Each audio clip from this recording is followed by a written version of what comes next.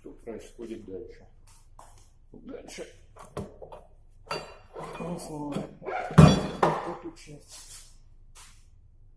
Вот где у нас находится тут и сальник, и подшипник, все дела. И можно уже снимать все остальное.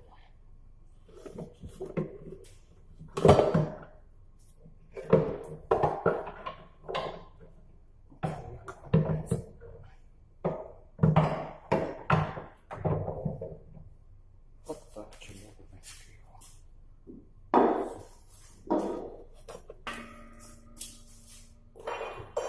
то, что касается нагрузки. Здесь у нас вот выработка.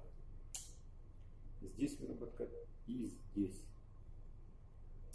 В общем, это теперь придется отдавать на обваривание, проточку.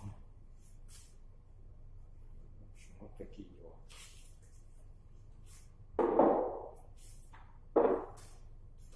Все.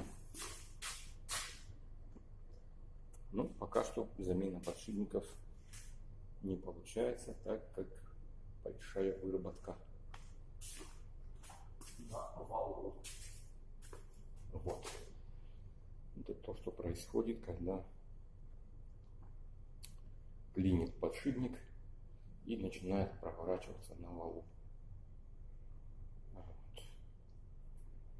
Он тоже заклинил нижний, тоже вертелся на валу.